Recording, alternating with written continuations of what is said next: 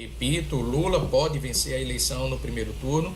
O que impede nesse instante a minha afirmação, a minha assertiva, é o fato do desempenho de Renan Santos. Ora, a gente tem que ficar atento a quem pode chegar a 10% é Renan Santos, não é Ronaldo Caiado e nem Romeu Zema.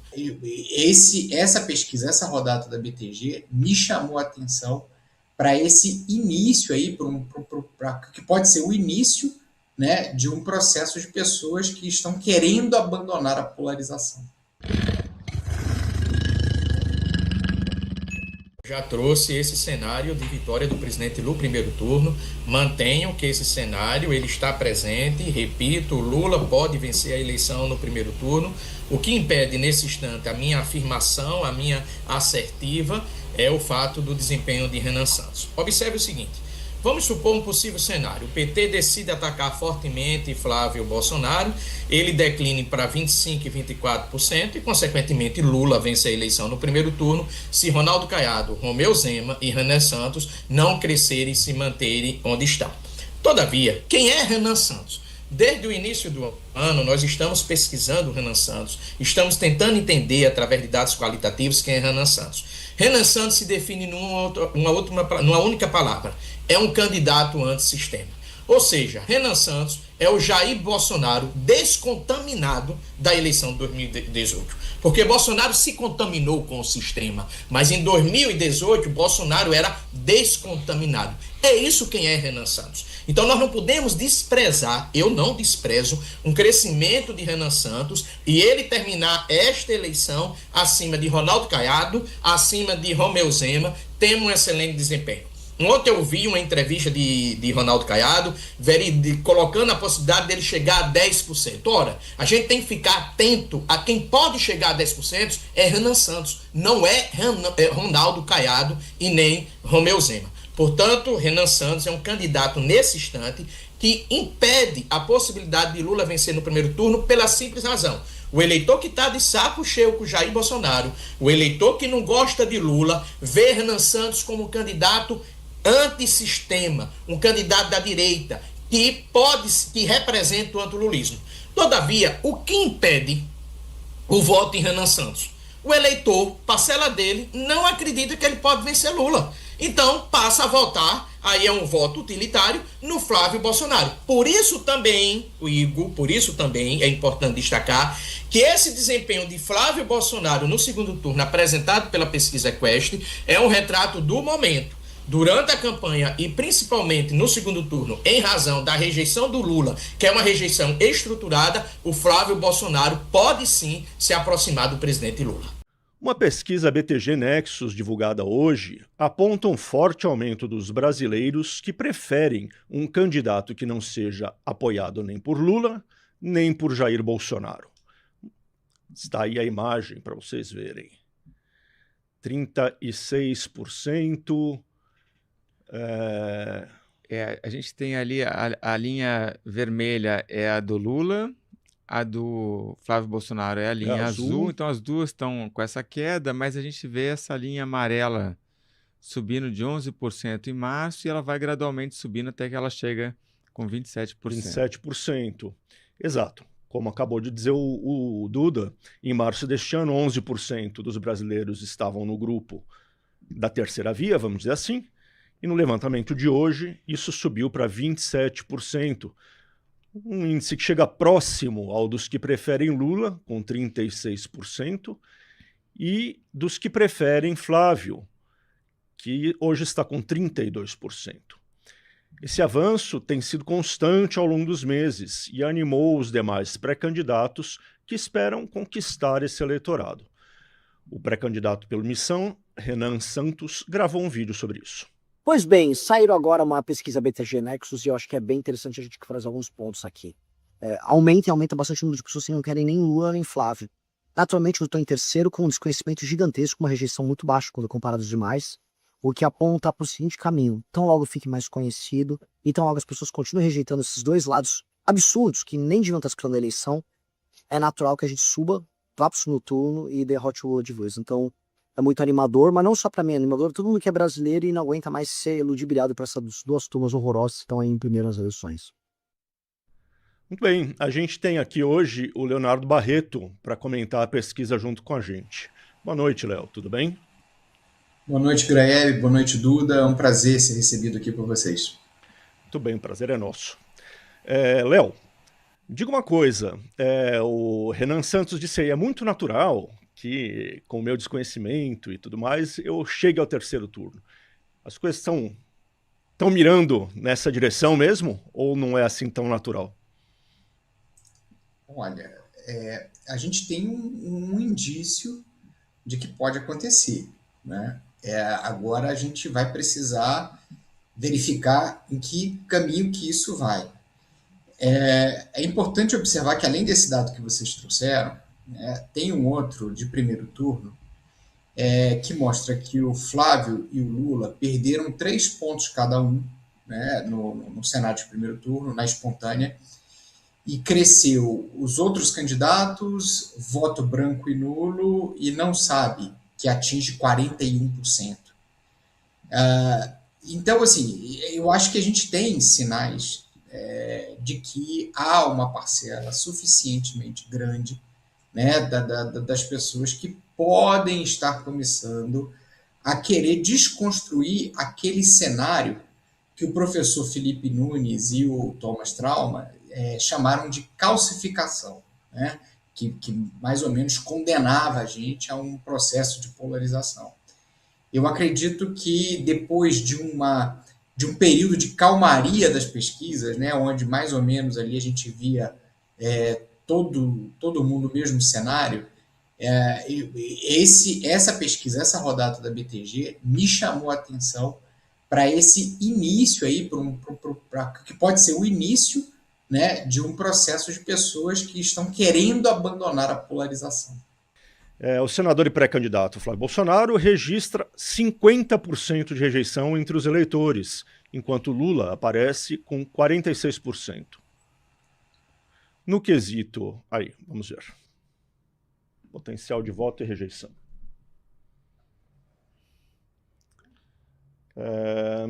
Eu acho que a gente pode passar diretamente para o Léo.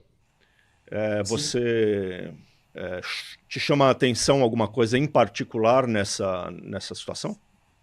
Chama. Eu acho que ele fecha esse quadro que a gente está montando. Tá? O que permite a possibilidade de uma quebra da polarização? É uma má avaliação dos polos. Né? O governo Lula, esse é um dado que essa pesquisa traz também, ele sai de uma avaliação de ótimo e bom de 38% para 35% de uma rodada para outra. Lembrando que a gente estabelece que o parâmetro para uma reeleição tranquila é de 40% de ótimo e bom. Somando a isso, o que a gente tem? Uma rejeição de quase metade do eleitorado, às vezes até mais da metade do eleitorado, tanto dele quanto do candidato Flávio Bolsonaro. Enquanto que você pega as variáveis de percepção e de sensação econômica, são todas muito negativas para o Lula, e uma delas, que é a sensação de piora na economia, tem crescido de forma constante nas últimas 5 rodadas. Agora, quando a gente olha para o Flávio, aí o que a gente percebe é uma rebelião interna. Né? Veja, essa carta do Jair Bolsonaro é a 3ª comunicação que o presidente tem que fazer, o ex-presidente tem que fazer, para chancelar o Flávio Bolsonaro. Ou seja, se ele está tendo a necessidade de se reafirmar, a gente pode dizer que o Flávio está vendo uma circunstância muito adversa dentro do próprio núcleo bolsonarista. Né? Então, assim, a gente pode dizer que existe um feminismo de direita que o Flávio não esperava e que ele não consegue acomodar dentro da sua plataforma. A gente tem alguma revolta dos evangélicos, a gente tem um ceticismo e um cuidado, né, dos governadores de centro-direita que estão aí tentando criar uma distância regulamentar do Flávio, a ponto dele ter que vir pela 3ª vez apresentar uma confirmação de um terceiro sobre a validade da sua campanha. Né? Então, a gente tem um governo mal avaliado, 2 candidatos muito rejeitados, né? E uma rebelião interna dentro da principal candidatura de oposição. Então, a gente tem potencialmente um cenário para a terceira via, né? Que não necessariamente é uma via do meio, né? Até porque o estoque de candidatos que a gente tem na terceira via, ele é quase todo composto de políticos da direita, né? Então, assim, o que eu vejo é um potencial, e o que a gente viu na pesquisa hoje é um movimento nesse sentido. Ah, é um movimento pequeno? É, mas se a gente for pensar que o eleitor ele decide em etapas, né, qual que é o primeiro passo que ele precisa dar? É rejeitar. Aí depois ele vai partir para conhecimento dos candidatos existentes, e nesse sentido, o fato da campanha começar oficialmente, né, daqui a 2, 3 semanas, vai ajudar bastante a movimentar as pesquisas. Então, eu acho que a gente está aí antevendo, né, a mudanças importantes dentro desse cenário que vinha calcificado, né, desde o segundo semestre do ano passado. Tem uma última informação aqui que a gente destacou, que é a questão da fidelidade de voto. 36% dos entrevistados afirmaram que Lula é o único em quem votariam, e 16% disseram que poderiam votar nele ou em outro candidato. O presidente não é conhecido por 1% dos ouvidos. Já no caso de Flávio Bolsonaro, 27% apontam como escolha única, 20% admitem votar nele ou em outro concorrente, 2% declaram não conhecê-lo e 1% não soube responder. Isso acrescenta alguma coisa ao seu diagnóstico, Léo? Acrescenta sim, Carlos. O que a gente percebe, de novo, né? Uma solidez e um nível de conhecimento, isso principalmente em relação ao presidente Lula, mas quando a gente pega o Flávio, não é, ele com essa postura de herdeiro, ele tem como legado, né, um conjunto de eleitores muito significativo, mas também uma rejeição muito significativa, né, o que é importante, o que é significativo. Aí quando a gente vai, por exemplo, para esses candidatos desse estoque de terceira via, a gente tem índices de desconhecimento muito elevados. Ronaldo Caiado e Zema na casa de 30%, Renan Santos na casa de 40% e os outros candidatos ainda mais.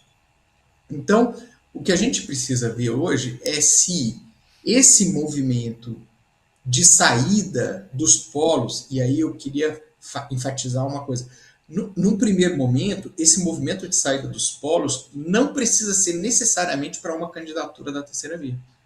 Pode ser para uma condição de indeciso e pode ser para o branco e nulo, não é? Pode ser para o branco e nulo. Aliás, que é onde a turma, é a categoria que está mais recebendo eleitores que estão desistindo do Lula e do Flávio. Mais para frente, com a campanha em curso, aí sim, e aí os candidatos minimamente conhecidos, aí sim a gente vai verificar se essa transferência vai acontecer, né? Ou se essa desistência do Lula e do Flávio Bolsonaro vai ser traduzida em puro desalento, né? Eu acho que aí a gente vai conseguir descobrir, de fato, para onde essa campanha tá, para onde essa eleição está indo. Léo, agora a campanha vai dar tempos muito díspares para os candidatos, né? Eu acho que o Renan não vai ter direito a tempo nenhum de televisão, o Zema não sei se vai ter alguma coisa, o Caiado dessas possibilidades o que vai mais ter tempo. Você acha que a campanha tem esse potencial de poder mostrar para o eleitor de fato quais são essas outras alternativas? O debate também pode ajudar nisso? Hoje a gente tem menos do que no passado, né? Lembrando que essa vai ser, acho que a segunda eleição, se não me engano, com o tempo reduzido de campanha, né? Antigamente eram 90 dias, agora caiu para 45. Quer dizer, agora não, né? Já é uma condição lá da reforma política eleitoral de 17. E aí o que a gente vai botar muito peso em noticiário, né, em debate e redes sociais. Eu acho que é o principal, né? É uma bancada de um jornal importante, é a realização dos debates e os cortes que vêm disso a partir das redes sociais. E aí, o que é importante, Duda, é o seguinte, por mais que você não tenha condições de equidade, né, na entrega dessas mensagens, você tem as pessoas sendo pautadas, né? Eu acho que isso é o mais importante. O noticiário, o ambiente de opinião pública, dizendo para elas o seguinte: olha, preste atenção, né, no que está acontecendo, e aí as pessoas abrirem as suas antenas, os seus radares para buscarem. É claro que existe uma desigualdade, isso é muito importante, mas numa eleição nacional você tem condições de driblar essas situações a partir do noticiário, dos debates, né, que é importante, e das redes sociais, que hoje tem uma questão muito importante, especialmente se você consegue furar as bolhas dos algoritmos, né? Que hoje é uma questão que a gente aqui da nossa geração nunca parou para pensar, mas que é uma questão importante hoje. Quer dizer, as pessoas, ninguém mais vai estar falando de Copa do Mundo, porque já vai ter sido a final, e aí vai ter uma hora que, mesmo sem tempo de televisão, todo mundo vai estar falando de política e não tem como escapar, né? Exatamente. E aí, agosto, setembro e outubro, né, são meses onde a gente vai estar completamente focado, né, em campanha. E a gente tem coisas novas para acontecer esse ano, né? A mais importante delas, né, pelo menos a mais interessante, que chama a minha atenção, vai ser a disparidade geracional, né, que a gente vai perceber nos palanques. Esses dias eu estava conversando com um colega, né, que me disse assim: o meu primeiro voto com 16 anos foi com Lula. O primeiro voto da minha filha pode ser o Lula de novo. Será que isso está certo? Então, eu acho que a gente vai ter oportunidade de discutir algumas questões muito, muito importantes que estão camufladas. Juros, economia, tudo muito disfarçado por esses 215 bilhões trazidos até outubro, uma quantidade gigante de publicidade oficial.